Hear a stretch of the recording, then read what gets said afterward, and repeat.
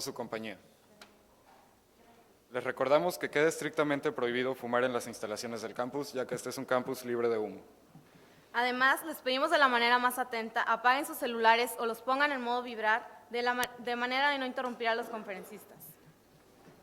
Por respeto a los expositores, les pedimos de favor permanecer en la sala hasta que la presentación haya concluido. Para comenzar con nuestro ciclo de conferencias, queremos presentar al doctor Miguel Ávila Rodríguez. El doctor Miguel Ángel Ávila Rodríguez actualmente es investigador responsable del ciclotrón, radiofarmacia y micropet en la Facultad de Medicina de la UNAM. En el 2007 realizó un doctorado en física médica de la Universidad Wisconsin-Madison en Estados Unidos. Posteriormente, estuvo en el Centro de Excelencia sobre Imágenes Moleculares Cardiovasculares y Metabólicas de la Universidad de Turku, en Finlandia. Asimismo, realizó una estancia postdoctoral en el Cross Cancer Institute de Alberta, en Canadá. Tiene más de 15 publicaciones y resúmenes en revistas internacionales con arbitraje. Además, posee una magna experiencia en múltiples congresos en diferentes partes del mundo. Demos la bienvenida al doctor Miguel Ángel Ávila Rodríguez, quien nos ofrecerá la conferencia titulada Uso de antimateria para el diagnóstico médico. Les recordamos que terminando la exposición del doctor Ávila se dará una inición de sesión de preguntas. Para ello, nuestras anfitrionas les harán llegar un micrófono hasta su lugar al momento de levantar la mano.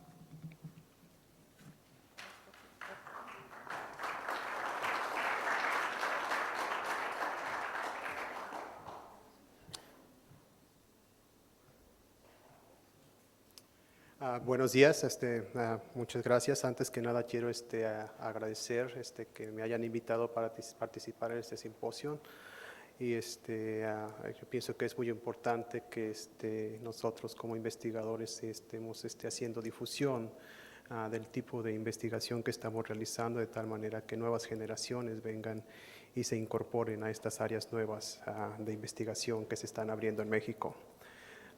En este caso, la plática que voy a hablar, básicamente lo que estamos haciendo, lo que es mi área de especialización es la física nuclear, pero lo que yo hago es aplicar la física nuclear en la medicina, en un área que es muy nueva en México, que es la tomografía por emisión de positrones y que vamos a ver cómo es que funciona esta tecnología y cuál es el estatus actual en nuestro país. Siguiente, por favor.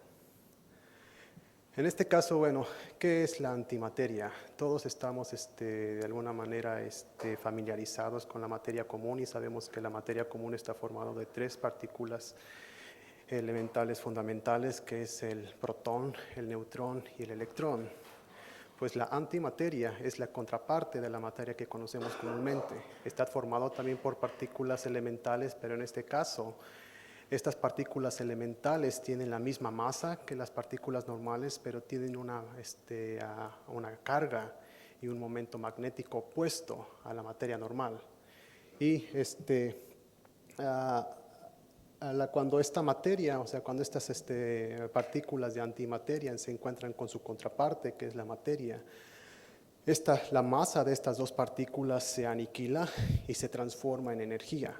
Esto va a estar dado precisamente por una de las ecuaciones más famosas de la física que nos dice que en este caso que la masa o que la energía es proporcional a la masa. Entonces básicamente lo que tenemos es que cuando estas partículas se encuentran, se aniquilan y toda la masa de las partículas se transforma completamente en energía con una eficiencia del 100%. Adelante. La primera vez que se empezó a pensar en estos términos fue en 1928, cuando Dirac formuló una ecuación que estaba más que nada expresando el comportamiento de un electrón en campos eléctricos y magnéticos. Esta descripción, esta ecuación solamente da una descripción de partículas elementales con spin 1 medio, como la del electrón, y es consistente tanto con la mecánica cuántica como con la teoría de relatividad de Einstein. Y lo importante de esta ecuación es que los resultados de esta ecuación apuntaban a que para que esos resultados tuvieran sentido tendría que haber partículas que tuvieran una carga con signo opuesto a la materia normal. Y es así como él teóricamente con cálculos puramente teóricos, él predice la existencia de estas partículas de antimateria. Siguiente. Esto fue en 1928, cuando él postula la existencia de estas partículas, y en 1932, es decir, solamente 4 años después, esta es la primera evidencia de antimateria, en este caso la antipartícula del electrón, que ahora conocemos como positrón, fue descubierta por Anderson. Y aquí lo que estamos viendo, bueno, esta es una cámara de niebla, y lo único que estamos viendo es el rastro que están dejando partículas que se están generando a partir de rayos cósmicos. Son partículas muy energéticas que cuando entran interaccionan con la atmósfera, y una vez cuando están interaccionando con la atmósfera dan lugar a un sinfín de partículas elementales, y él está viendo que esta partícula que se estaba viendo en la cámara de niebla tenía todas las propiedades para que fuera un electrón, pero con carga positiva. Es así como se descubre el positrón de manera experimental, y los dos, tanto Dirac como Anderson, reciben el premio Nobel por este descubrimiento. Siguiente, por favor. Ahora, no existe, bueno, por lo menos en el universo del que tenemos conocimiento, tanta antimateria. La antimateria que nosotros estamos utilizando para aplicaciones aquí nosotros la tenemos que producir. ¿Por qué? Porque los emisores de positrones son elementos inestables, es decir, estos decaen con una cierta vida media. Y como son inestables, van a tender al valle de estabilidad. Estos emisores de positrones tienen un exceso de protones, y ellos van a tender de perder todos estos protones de tal manera que tiendan más hacia el valle de estabilidad, y el valle de estabilidad va a darse cuando hay un igual número de protones y neutrones en el núcleo. Cuando esto ocurre, lo que vamos a tener es que estos elementos, como están transformando uno de sus protones en neutrones, obviamente va a disminuir a un número atómico menor. O sea que lo que vamos a tener es que ese elemento o radionúclido se va a transformar en otro radionúclido por medio de un proceso de decaimiento nuclear que se le conoce como emisión de positrones. Entonces aquí nosotros lo que tenemos es que por ejemplo, núcleo de carbono 11 decae o se transforma a boro 11, emitiendo un positrón, y obviamente cuando se está emitiendo un positrón también se emite un neutrino. Y estos, de tal manera que estos son inestables. Las vidas medias de estos radionúclidos son muy cortas. La vida media, por si no están todos familiarizados con este concepto, es el tiempo que tarda un radionúclido en decaer a la mitad de su actividad inicial. Es decir, esto es exponencial. En una vida media tengo solamente la mitad de lo que tenía inicialmente, en 2 vidas medias tengo solamente 25%, y de esa manera nos seguimos. Entonces, como son inestables y tienen vida media muy corta, no existen de manera natural, y nosotros los tenemos que producir, y regularmente nosotros los producimos en aceleradores de partículas. Siguiente. Entonces ya les comenté qué son los emisores de positrones. Ahora, ¿qué es lo que sucede realmente cuando hay la emisión de positrones, y qué es lo que va a pasar con ellos? Bueno, tenemos un núcleo que va a emitir este positrón. Estamos viendo que en el núcleo atómico lo que va a pasar es solamente que el protón se convierte en un neutrón, emitiendo un positrón y un neutrino y una cierta cantidad de energía. Esta cantidad de energía se va a repartir, o se va como energía cinética a las 2 partículas que están saliendo del núcleo. En este caso se va a compartir entre el positrón y entre el neutrino. El positrón, una vez que se emite, va a empezar a interaccionar con el medio. Va a tener una trayectoria muy errática, porque es una partícula relativamente pequeña y tiene una carga, de tal manera que va a ser repelida y va a estar, tener una trayectoria muy errática. Una vez que pierde toda su energía cinética, se encuentra con un electrón del medio.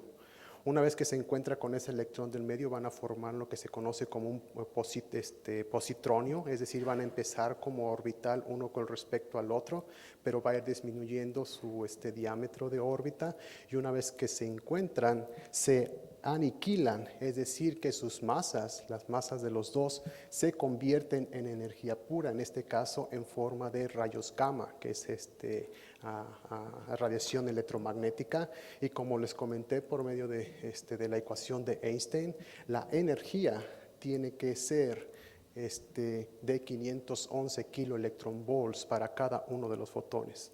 Por conservación del momento, la conservación del momento nos exige que debe de tener esta energía, y también nos exige que deben de ser dos fotones que van a salir a 180 grados uno con respecto del otro. Entonces esto es básicamente lo que tenemos con la emisión y aniquilación de positrones. Se emite el positrón, se aniquila con un electrón del medio, y tenemos dos fotones de 511 kiloelectronvolts que salen en dirección opuesta. Existe también el proceso inverso.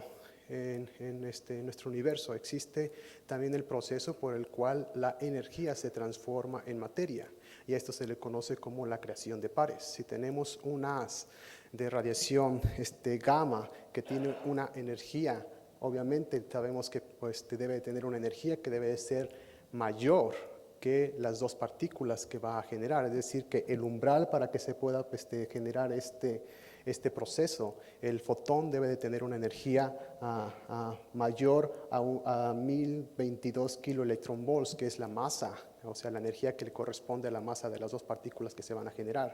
En este caso lo que sucede es que este fotón interacciona con un núcleo y se generan, o sea, se transforma, esta energía se transforma en masa, y el resto de energía, después de que le restamos la energía de la masa, es la energía cinética que les imparte estas partículas cuando son criadas. Siguiente, por favor.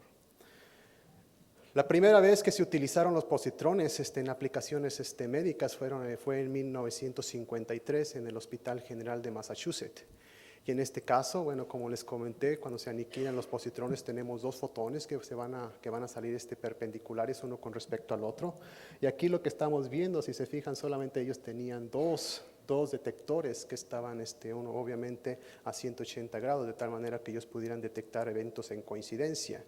Ellos tenían obviamente que estar moviendo ya sea el paciente o los detectores, de tal manera que estuvieran viendo dónde se estaban generando esos decaimientos, de tal manera que ellos pudieran obtener dónde estaba concentrada el radionúclido que ellos habían introducido en el cuerpo del paciente. Entonces esto fue en 1953 cuando por primera vez se utilizaron los positrones con aplicaciones médicas, pero como estamos viendo, esto era todavía muy preliminar. ¿Qué es la tomografía por emisión de positrones? Bueno, pues la tomografía por emisión de positrones es una técnica no invasiva que nos permite cuantificar la distribución de moléculas que nosotros previamente marcamos con emisores de positrones, y nosotros después de que inyectamos esto en un paciente, podemos ver dónde se están acumulando y si se va a acumular dependiendo de la especificidad de la molécula de interés biológico que yo esté marcando. Entonces es una técnica no invasiva que me va a permitir ver cómo se está distribuyendo radiofármaco, nosotros le llamamos, o sea que es un fármaco que estamos marcando con un radionúclido, y de esa manera nosotros podemos ver la distribución de este radiofármaco. Esta técnica se empezó a utilizar a mediados de los 70, es cuando se empezó a utilizar, más que nada se estaba utilizando solamente con propósitos de investigación. Y en esta gráfica lo que estamos viendo es el número de estudios, esto solamente en Estados Unidos, el número de estudios que se hacían por año en las diferentes décadas. Entonces, pues estamos viendo que una vez que fue creada esta técnica se empezó a utilizar paulatinamente. Y aproximadamente en el 2000 vemos que la demanda de este tipo de estudios se dispara. ¿A qué se debe? Pues esto se debe que ha tenido tanto éxito este estudio de diagnóstico que las compañías aseguradoras en Estados Unidos empezaron a reembolsar los estudios de tomografía por emisión de positrones, y ahí es cuando se incrementa la demanda de este tipo de diagnóstico clínico. Es por eso que se ve aquí que se dispara y todavía sigue aumentando la demanda de esta técnica. La siguiente, por favor. Entonces, ¿qué es lo que tenemos? Tenemos que, bueno, eso se le conoce por sus siglas en inglés, nosotros le decimos PET, y preferimos aquí en México llamarle así PET para que no haya mucha confusión muchas veces. Pero aquí lo que tenemos es que es una modalidad de diagnóstico clínico. Pero lo que nosotros estamos viendo con esta técnica es no información estructural o anatómica como con las técnicas convencionales de diagnóstico clínico. Aquí nosotros lo que estamos obteniendo son imágenes metabólicas, imágenes funcionales, es decir, nosotros lo que estamos evaluando es el funcionamiento de los diferentes órganos del cuerpo humano y de las células.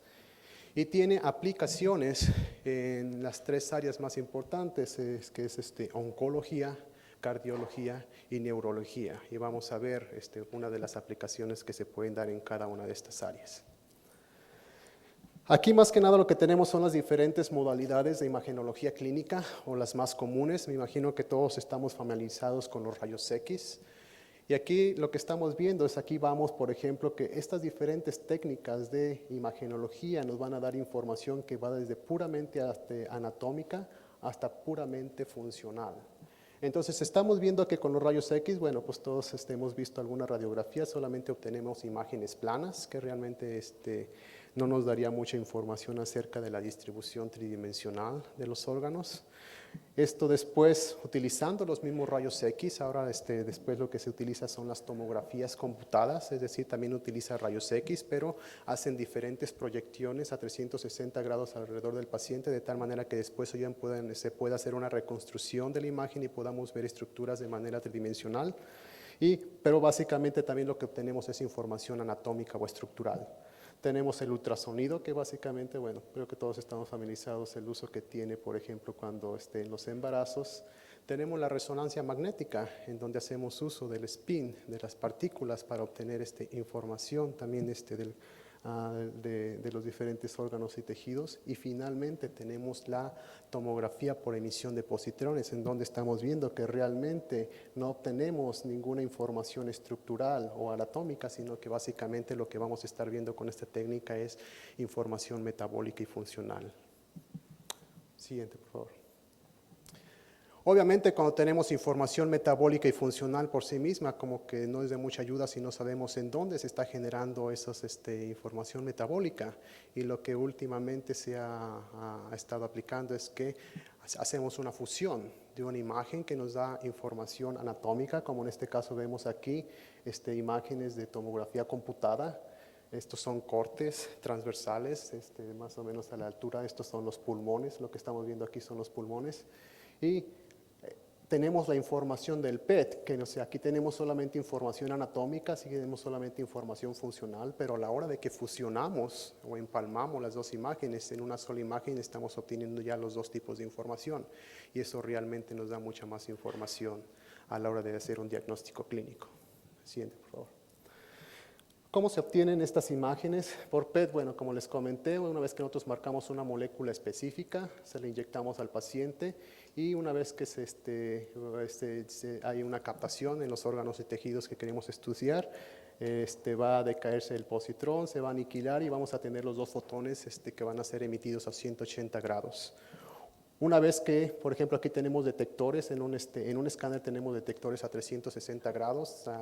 Se den una idea, un escáner clínico ha de tener aproximadamente como 18.500 detectores, de tal manera que podamos obtener proyecciones a diferentes ángulos y también una tasa de conteo muy buena. Entonces llega un fotón e interacciona con el detector y nosotros registramos ese evento. Una vez que se registra el primer evento, se abre una ventana de tiempo de aproximadamente 10 nanosegundos, y si dentro de esos 10 nanosegundos se detecta otro fotón a 180 grados, se registra como un evento verdadero.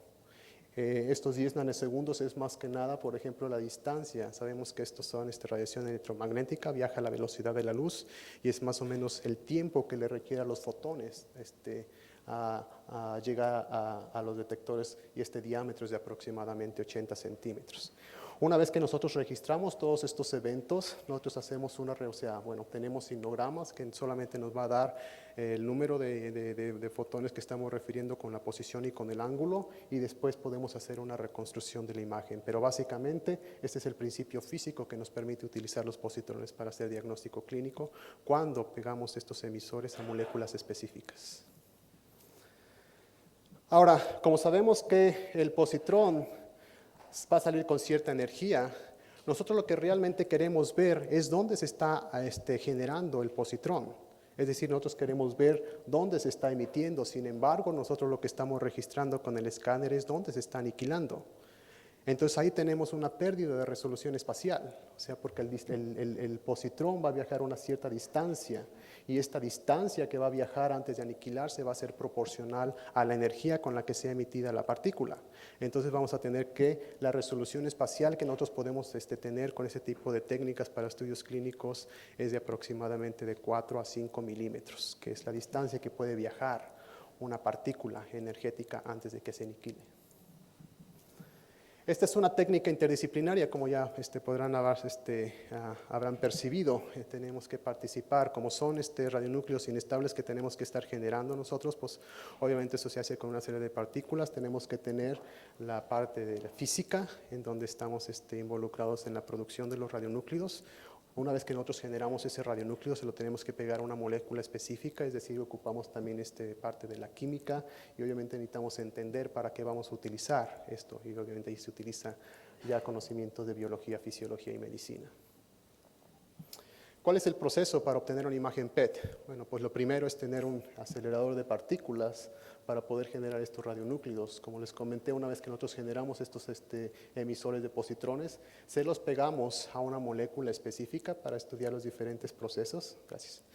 De interés que queramos nosotros estudiar. Una vez que se obtiene ese radiofármaco, se hace un control de calidad para asegurarnos que es seguro que lo podamos utilizar en humanos, y podemos después inyectárselo al paciente, obtener toda la adquisición de datos y finalmente hacer la reconstrucción de la imagen para que el médico nuclear le dé interpretación a lo que estamos viendo en la imagen. Siguiente, por favor. La unidad PET de la UNAM fue la primera unidad de su tipo, se inauguró en el 2000, y a la fecha sigue siendo la única unidad PET integral que existe en México. ¿A qué me refiero con una unidad integral? Nosotros tenemos las 4 diferentes áreas para poder hacer y aplicar esta tecnología. Tenemos el ciclotrón para producir las partículas o los radionúcleos que vamos a utilizar. Tenemos un laboratorio de radiofarmacia completamente equipado para poder hacer los radiofármacos. Tenemos un microPET, es decir, un escáner en versión pequeña, de tal manera que podamos hacer estudios en animales. Obviamente, cuando estamos desarrollando un nuevo radiofármaco, no podemos utilizarlo en humanos antes de que lo hayamos hecho los estudios de preclínicos y de biodistribución en animales pequeños, sobre todo en ratas. Una vez que nosotros hacemos los estudios preclínicos, también tenemos el PET-CT para hacer los estudios clínicos. Es la única unidad en México que tenemos las 4 áreas de esta técnica. Entonces, para ver cada uno de estos procesos, les voy a explicar rápidamente qué es lo que estamos haciendo en la unidad PET. Como les comenté, lo primero que tenemos que tener es un ciclotrón, un acelerador de partículas. Un acelerador de partículas, bueno, estos son aceleradores de partículas obviamente pequeños, nada que ver con los aceleradores de partículas como del CERN o del Fermilab. Son ciclotrones, que ahorita vamos a ver algunas figuras que son así de ciclotrones compactos. Entonces, básicamente, ¿qué es lo que tenemos? Bueno, pues tenemos un campo magnético que va a estar generado por estos imanes en esta dirección, y sabemos que una partícula cargada, una vez que está dentro de un campo magnético, va a tender a moverse en una trayectoria circular.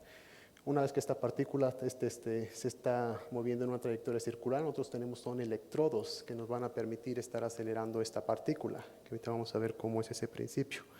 Y obviamente alcanzamos el radio o aceleramos la partícula hasta la energía que nosotros creamos que es necesaria para poder realizar una reacción nuclear. Extraemos el haz y hacemos la reacción nuclear. Obviamente esto debe de haber un ultra alto vacío dentro de donde estoy acelerando las partículas, de tal manera que no pueda tener interacción las partículas que estoy acelerando con algunas partículas suspendidas que puedan estar dentro de esta cavidad, de tal manera que el vacío del que estamos hablando dentro de esta cavidad cuando estamos acelerando las partículas es del orden de 10 a la menos 6, 10 a la menos 7 milímetros de mercurio.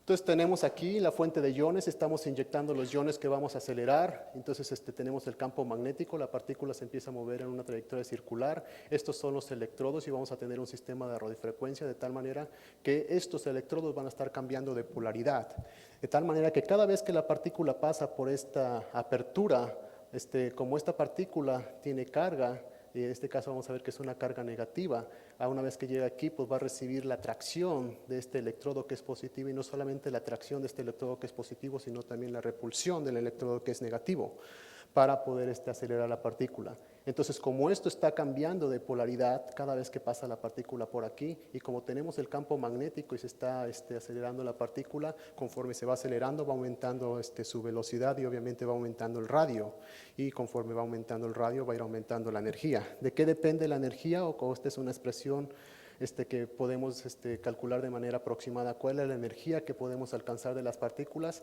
y vemos que va a depender del campo magnético, del radio al que estemos acelerando al que extraigamos las partículas y obviamente de la masa de la partícula que estamos acelerando. Siguiente, por favor. Una vez que llega al radio de extracción para la energía que queremos acelerar esta partícula, obviamente debemos de sacarla del tanque o de donde estamos acelerando esta partícula. ¿Y cómo lo podemos hacer? En este caso nosotros tenemos que estamos acelerando iones negativos de hidrógeno, es decir, un átomo de hidrógeno que tiene 2 electrones en su órbita, o sea, tiene una carga negativa. Y una vez que llega al radio de extracción, nosotros los que tenemos son laminillas muy delgadas de carbono. Y una vez cuando nosotros hacemos incidir el haz por esa laminilla de carbono, lo que hace esta laminilla de carbono es que le arranca los 2 electrones. Y obviamente como le arranca los 2 electrones, la partícula cambia de polaridad. Es decir, era negativa y ahora ya es positiva porque solamente tenemos el protón. Y como tenemos un campo magnético y la partícula se iba moviendo en una dirección cuando era negativa, cuando se convierte en positiva va a tender a moverse en la dirección contraria.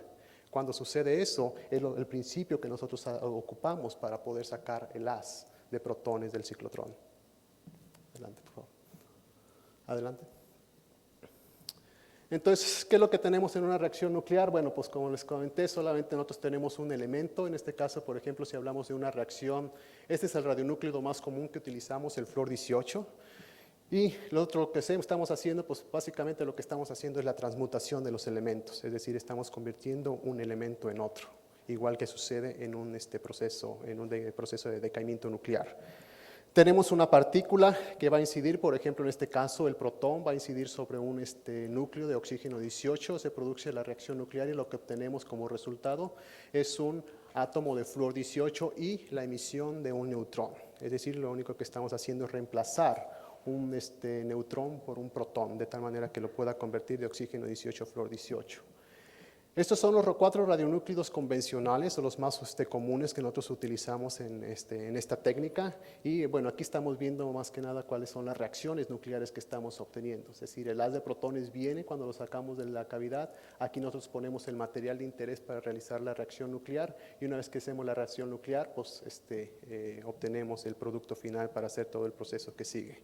Entonces, aquí lo que estamos viendo es, bueno, las reacciones nucleares, es decir, lo que estamos haciendo es que estamos convirtiendo el oxígeno en flúor, el nitrógeno en oxígeno, el oxígeno en nitrógeno y el nitrógeno en carbono por medio de estas reacciones nucleares. Y estos son los blancos que estamos ocupando para poder hacer esta reacción nuclear. Como podemos ver, hay unos blancos que tienen una abundancia natural. Por ejemplo, en este caso, la abundancia natural del oxígeno 16 es casi del 100%, de tal manera que yo no ocupo de un blanco enriquecido. Pero ¿qué sucede, por ejemplo, en el caso del oxígeno 18?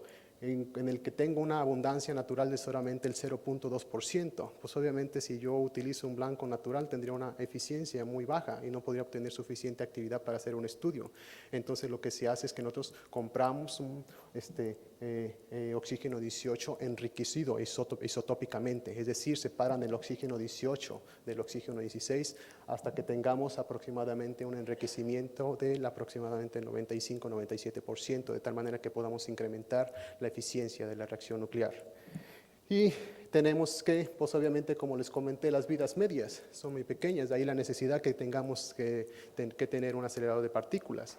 ¿Por qué? Porque estamos viendo pues, que básicamente vamos de 2 minutos, que es la vida media del oxígeno 15, hasta 110 minutos, que es la vida media del flúor 18. ¿Y por qué es el flúor 18 uno de los radionúcleos más utilizados? Porque realmente nos permite hacer un proceso más sofisticado para marcar moléculas y aparte tiene una vida media suficiente de tal manera que nosotros podamos distribuirlos a otros centros que tengan la cámara PET, pero que no cuenten con un ciclotrón. Siguiente, por favor.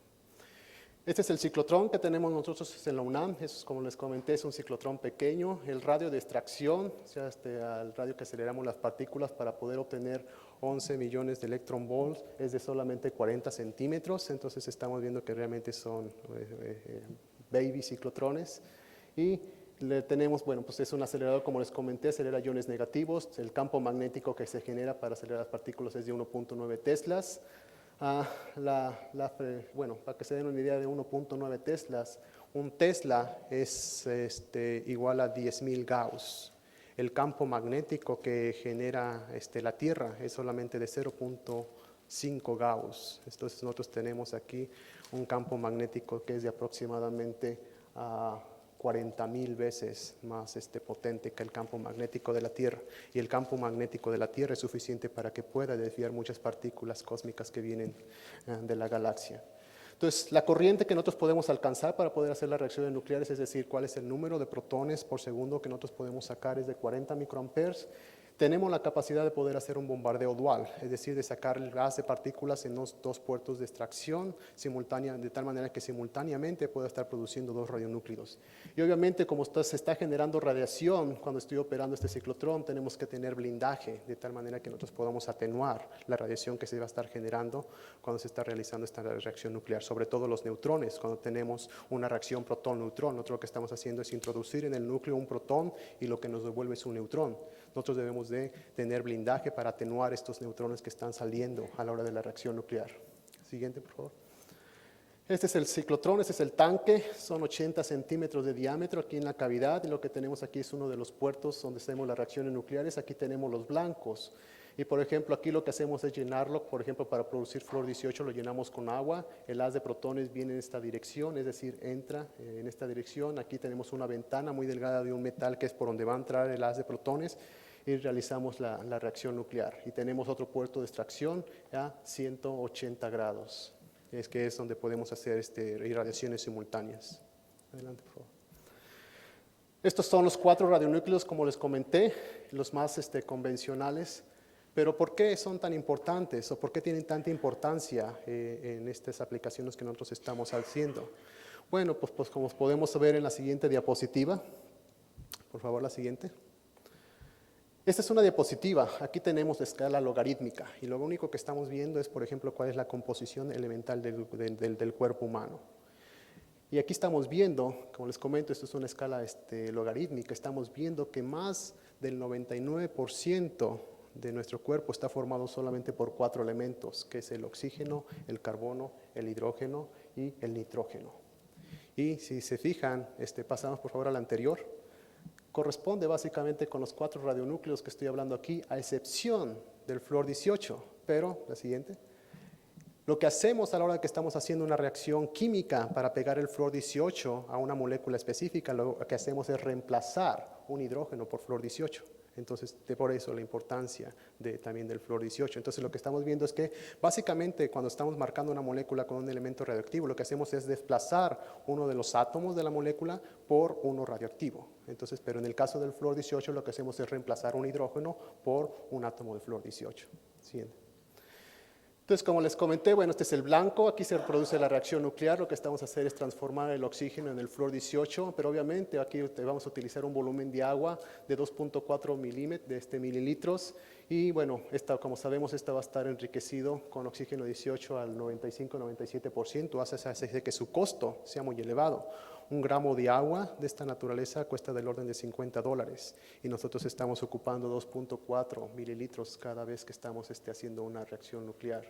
Y podemos producir, cuando bombardeamos por una hora 60 microamperes, 2 curís. Entonces producimos el flúor 18, lo sacamos del blanco, pues, pero una vez obviamente sabemos que va a venir el producto que estoy utilizando como blanco más, el producto que estoy produciendo más el blanco. Entonces lo que debo hacer es separar el flúor 18 del agua. ¿Y qué es lo que voy a utilizar? Pues solamente utilizar un cartucho de intercambio iónico, de tal manera que cuando paso esta solución, en el cartucho se retiene el flúor 18 y se eluye el oxígeno 18, y después, utilizando otra solución, lo que hago es solamente sacar el flúor 18 de este cartucho para poder hacer la reacción química. Siguiente. Una de las moléculas que más se utilizan para este tipo de estudios es la glucosa. ¿Por qué la glucosa? Bueno, pues como sabemos, las células, para que puedan trabajar, ocupan energía, y esa energía la ocupan de la glucosa. Entonces, si nosotros lo que hacemos es desplazar, por ejemplo, como les comenté en este caso, un grupo oxidrilo de la molécula, esta es una molécula de glucosa, si reemplazamos esta molécula de oxidrilo por un átomo de flúor 18, lo que vamos a tener ya es un marcador dentro de la molécula de glucosa. A la hora de que nosotros le inyectamos al paciente, si hay un proceso de proliferación celular, como por ejemplo el cáncer, vamos a ver una cierta captación de este radiofármaco y podemos darle interpretación a la imagen. Entonces, esto es, pero ¿qué es lo que nos permite que podamos utilizar la glucosa de esta manera? Si fuera una glucosa normal, pasa, por ejemplo, pasa a la célula y luego se fosforiliza y sigue todo el camino de la glucólisis, es decir, entra al ciclo de Krebs. Pero en este caso, como tengo yo que es una molécula que yo modifiqué, ahora ya no tiene este grupo oxidrilo, también se va a modificar el proceso en el que se va a metabolizar. Y una vez que se fosforiliza, ya no sigue el momento, todo el ciclo de la glucólisis y queda atrapada, de tal manera que ese es el principio que me permite después ver dónde se está acumulando esta molécula. La siguiente, por favor. Inicialmente, cuando se hacía la reacción química, pues obviamente se hacía de manera muy manual, pero pues obviamente eso no es como que muy saludable, porque pues esto es radiación. Entonces estamos hablando que también nosotros que estamos trabajando y estamos manipulando estos materiales, estamos recibiendo una cierta cantidad de radiación que puede ser perjudicial para nosotros. Al principio pues era muy casero, ahora tenemos ya módulos completamente automatizados que nos permiten realizar la síntesis química. Y estos módulos, por ejemplo, ya nomás nosotros les entregamos el flúor 18 y de manera automática se lleva a cabo toda la reacción química para poder obtener los radiofármacos. Estos son los 3 radiofármacos que estamos utilizando actualmente en México. Es importante que les comente que esta técnica se empezó a utilizar desde el 2000. Esta es una técnica que realmente estamos subutilizando en México, porque solamente estamos utilizando 3 radionúclidos de cientos de radiofármacos que nosotros podríamos producir. Pero como fue el primer centro en su tipo en México, no había experiencia, entonces tuvimos que salir algunas personas a prepararnos y apenas nos estamos reincorporando de tal manera que ahora sí podamos aprovechar el potencial que nos ofrece la tecnología con la que contamos en el país. Entonces son solamente 3 radiofármacos, la glucosa que vamos a ver, la aplicación es el amoníaco que lo utilizamos para hacer estudios de perfusión cardíaca y el fluoruro de sodio que lo utilizamos para hacer estudios del sistema óseo. Siguiente, por favor. Entonces aquí lo que tenemos es, por ejemplo, bueno, las aplicaciones. Como les comenté, una de las aplicaciones o de las máximas aplicaciones que tenemos para esta técnica es en el cáncer. En el cáncer es muy complejo, hasta la fecha no hay como una explicación que dé realmente, que sea realmente satisfactoria para todos los procesos que están involucrados, pero básicamente estos son los procesos que están involucrados en el cáncer. Hay ciertas señales de crecimiento y anticrecimiento que van a dar inicio al cáncer. El cáncer, como les comenté, no es otra cosa más que una pérdida en el control de la reproducción de las células, es decir, se empiezan a reproducir sin control y aparte de eso no se mueren.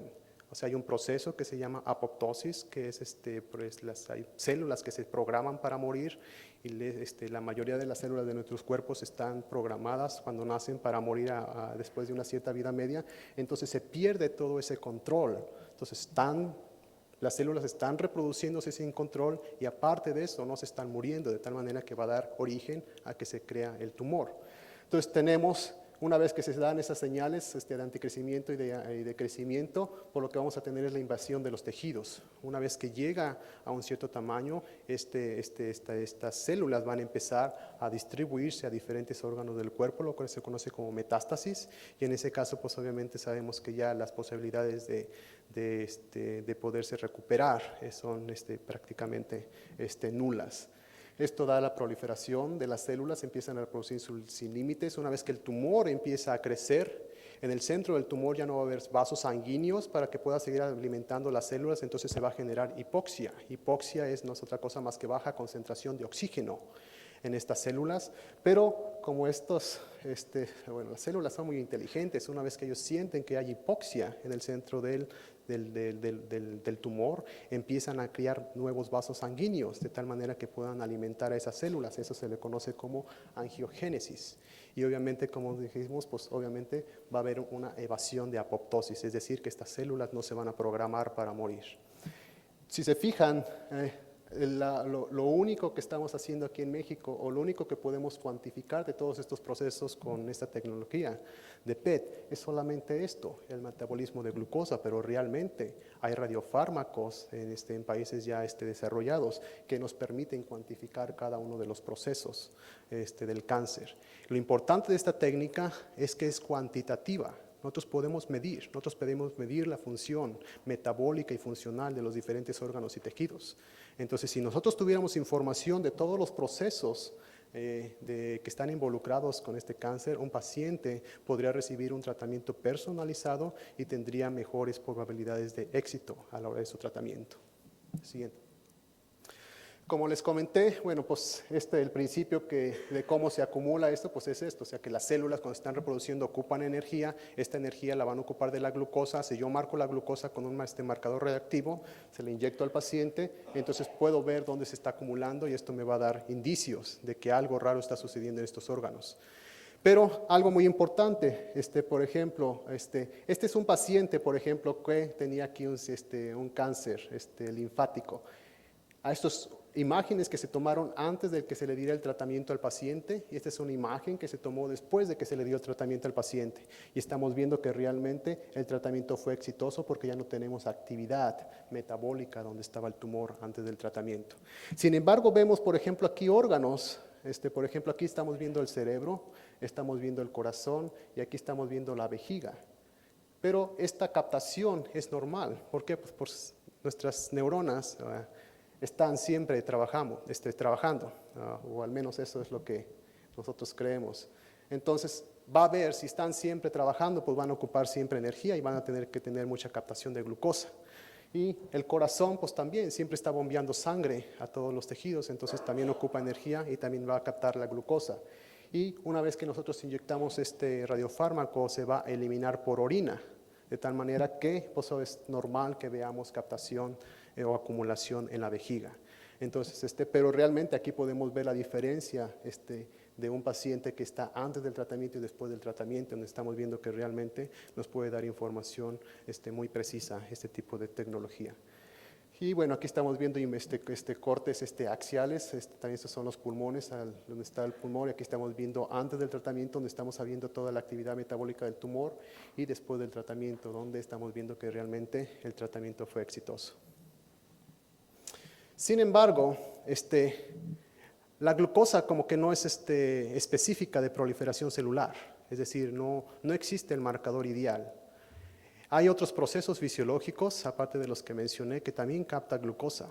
Por ejemplo, un proceso de infección, un proceso de inflamación también va a captar glucosa. Y puede confundirse a veces, por ejemplo, de que no vas a saber si está utilizando glucosa, si es realmente proliferación celular del tumor o si es un proceso de infección o un proceso de inflamación.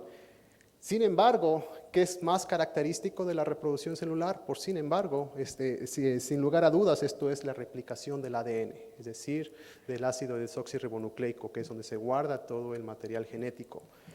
Sabemos, por ejemplo, que la gran diferencia entre el RNA, que es solamente mensajero, y el DNA, que realmente se replica a la hora de que las células se está dividiendo. Y si la diferencia entre el RNA y el DNA de sus 4 bases nitrogenadas solamente es que en el caso del ADN tenemos la timina y en el caso del RNA tenemos el uracilo. Entonces, si yo puedo marcar la timina con flor 18 y después se la administro a un paciente y veo captación en un cierto órgano, no va a haber lugar a dudas de lo que voy a estar viendo es reproducción celular. Entonces, este sería un marcador mucho más específico para poder evaluar realmente la respuesta a un tratamiento, porque aquí voy a estar seguro que no hay lugar a dudas que lo que estoy viendo es reproducción celular. Sin embargo, con la glucosa no puedo estar seguro que sea reproducción celular. Entonces, aquí lo marcamos con flor 18 y a esto, bueno, nosotros le llamamos fluorotimidina. Siguiente, por favor. ¿Qué es lo que nos puede dar? Pues con esto nosotros también podemos hacer evaluación del tratamiento, pero podemos hacer evaluación de tratamiento a distancias muy cortas. Después de que se da el tratamiento, por ejemplo, en radioterapia, cuando estamos utilizando la glucosa, el paciente va a su tratamiento y no puedo hacer, por ejemplo, un estudio utilizando glucosa hasta que pase mucho tiempo de tratamiento. ¿Por qué? Porque cuando se está dando el tratamiento, los tejidos con la radiación o con la quimioterapia también se van a sufrir procesos de inflamación y yo puedo confundir si lo que realmente estoy viendo es proliferación celular o un proceso de inflamación. Sin embargo, estos aquí se pueden fijar, este es un paciente con leucemia mieloide aguda, no es otra cosa más que cáncer en la sangre, y aquí lo que estamos viendo es que está infectada, o sea, obviamente esto se genera en la médula ósea. Entonces aquí estamos viendo, por ejemplo, el paciente un día antes de que entrara a su tratamiento de quimioterapia, en donde estamos viendo toda la actividad en la médula ósea que está infectada. Entonces lo que tiene que hacerse con este paciente es hacerle un trasplante de médula ósea, pero antes de que se le pueda hacer el trasplante, lo que yo debo hacer es matar la médula ósea que está infectada.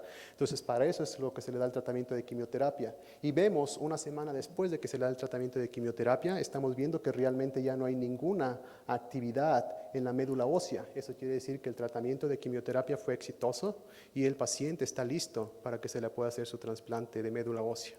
Esta es la información que nosotros podemos obtener con esta técnica. Y no solamente eso, sino que nosotros, por ejemplo, el tratamiento de quimioterapia pues se da muy rápido, en una semana se da el tratamiento y se puede evaluar.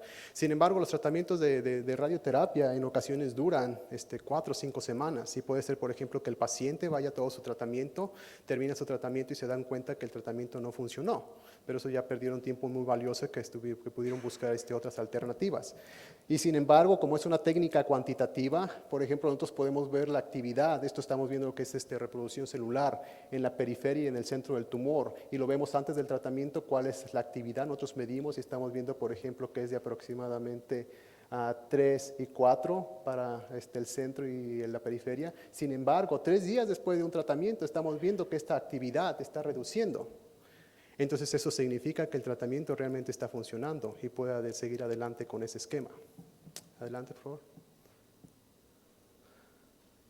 Ese es uno, de los procesos. Otro de los procesos que podemos también evaluar utilizando otros radiofármacos, bueno, pues es la hipoxia.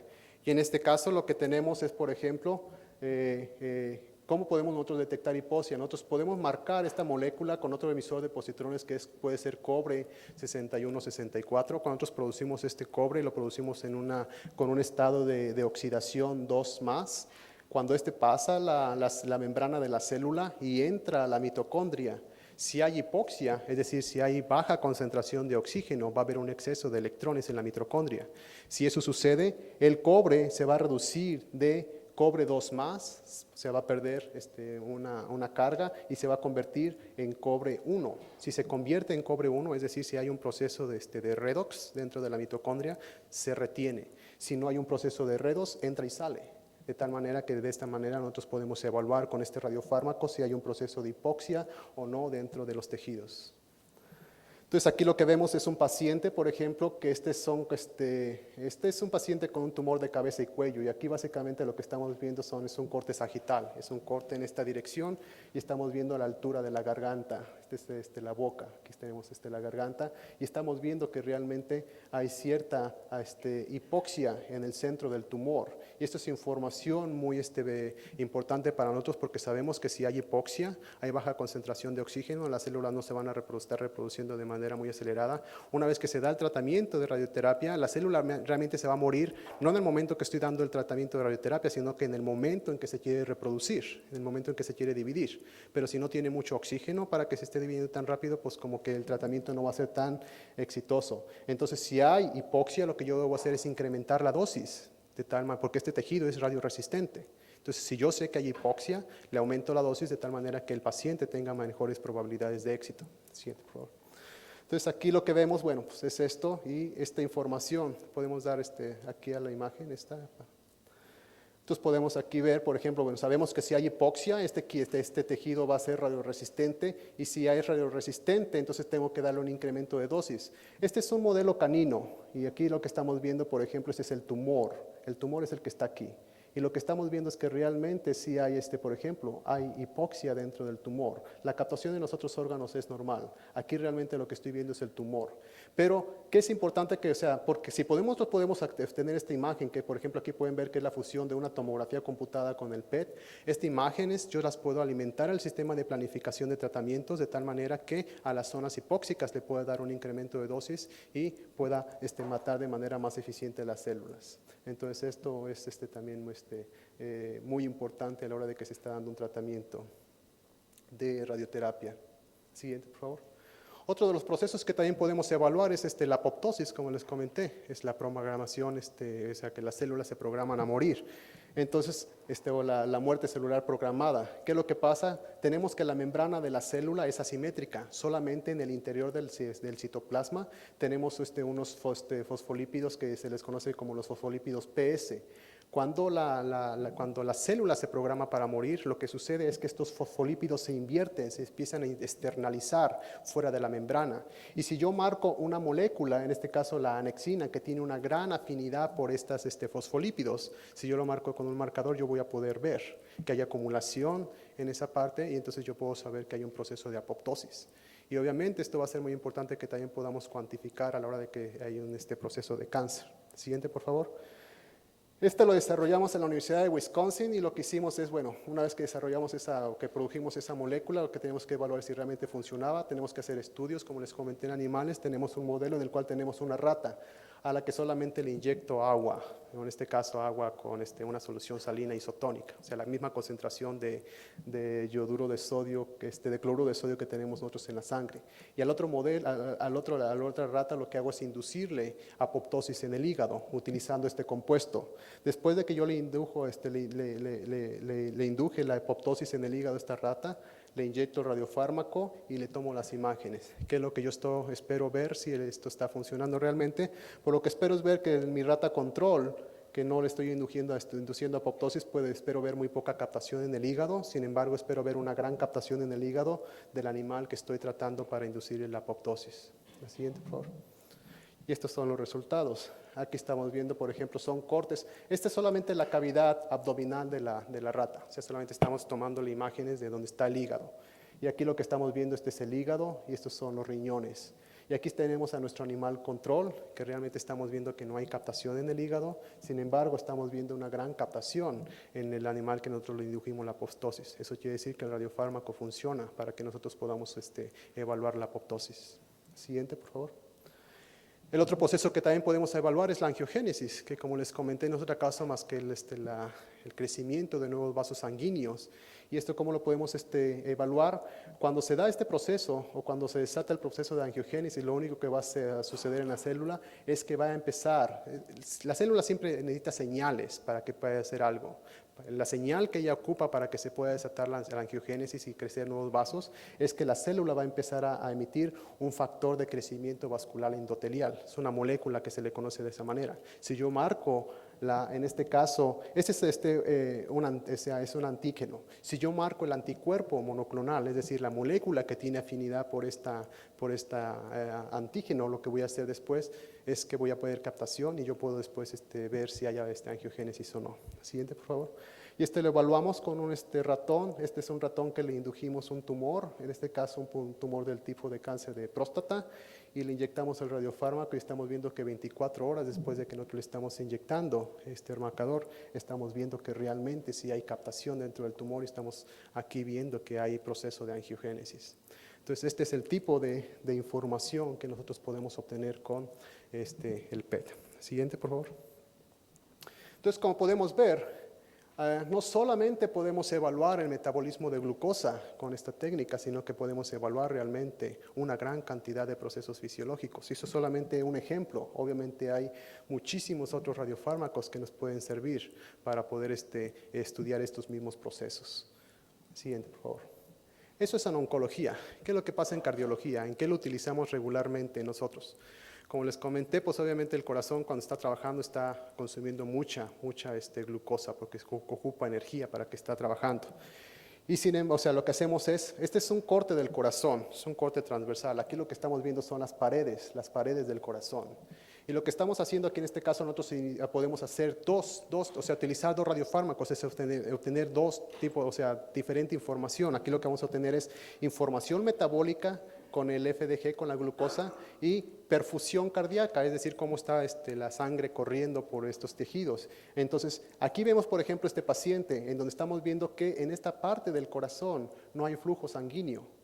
Sin embargo, vemos que sí hay actividad en la misma zona, hay actividad metabólica. Eso quiere decir que el tejido está vivo, el tejido es viable. Y este paciente no ocupa de un trasplante de corazón, este paciente lo que ocupa es de un bypass, es decir, de que hagan un puente en las coronarias para poder alimentar de sangre a la zona que no está recibiendo la sangre. ¿Qué es lo que pasa, por ejemplo, con este paciente? Pues aquí con este paciente lo que estamos viendo es que no hay perfusión en esta zona del corazón. Sin embargo, estamos viendo que tampoco hay metabolismo. Eso quiere decir que este tejido ya no es viable, ya no se puede regenerar con una operación de bypass y este paciente necesariamente ocupa de un trasplante de corazón. Entonces, este es el estándar de oro que nosotros utilizamos actualmente para saber cuándo un paciente ocupa un trasplante o cuándo un paciente ocupa una operación de bypass. En cuanto a aplicaciones en neurología, bueno, una de ellas, de las muchas que hay, por ejemplo, es Parkinson, aquí en este caso utilizando un radiofármaco que se llama fluorodopamina, que no es otra cosa más que marcar la dopamina con fluor 18. Y aquí lo que tenemos, por ejemplo, es un sujeto normal. Si nosotros tenemos un sujeto normal, ¿qué es lo que esperamos ver? Pues esperamos ver mucha actividad en el sistema dopaminérgico. Sin embargo, ese es un paciente que tiene Parkinson y estamos viendo que realmente no hay captación de dopamina y eso va a ser lo que le va a causar el tremor en los pacientes de Parkinson. Sin embargo, se le puede hacer un trasplante de células al paciente para poder regenerar o controlar esos movimientos. Y aquí lo que estamos viendo es el paciente antes y después del tratamiento y estamos viendo que pues, realmente el tratamiento fue algo exitoso porque estamos ya viendo un poco más de actividad después del tratamiento a comparación antes de que se le hiciera el tratamiento. Lo importante de esta técnica es de que nosotros podemos diagnosticar enfermedades mucho antes de que se manifiesten los primeros síntomas. ¿Por qué? Porque los cambios fisiológicos anteceden a los cambios morfológicos. Con las otras técnicas, básicamente vemos ya el proceso cuando ya está ahí presente. Por ejemplo, un tumor con resonancia con tomografía computada, lo vemos cuando el tumor ya tiene un cierto tamaño y lo podemos visualizar con estas imágenes. Sin embargo, nosotros lo que estamos viendo es información funcional y siempre va a haber cambios. Los cambios metabólicos van a anteceder a los cambios morfológicos, de tal manera que es posible de poder detectar todo este tipo de enfermedades muchos años antes de que se manifiesten los primeros síntomas de las enfermedades. Como les comenté, esta es una técnica que se empezó a utilizar en el 2000. Actualmente tenemos 3 ciclotrones en México para poder producir este tipo de radionúcleos. Están 2 en la Ciudad de México. Hay uno también aquí en Monterrey, en el Hospital de la OCA. Y esos son solamente 3 ciclotrones, pero como les comenté, como la vida media del fluor 18 es suficientemente larga, puede ser que otros hospitales solamente compren el PET y el que tenga el ciclotrón les pueda proveer de este tipo de radiofármacos. Y actualmente hay 10 PET-CTs en el país, bueno, regular, obviamente la mayoría de ellos en la Ciudad de México, pero sé que hay uno en el Hospital de la OCA, por ahí me enteré que hay otro en algún otro hospital, pero no estoy realmente seguro.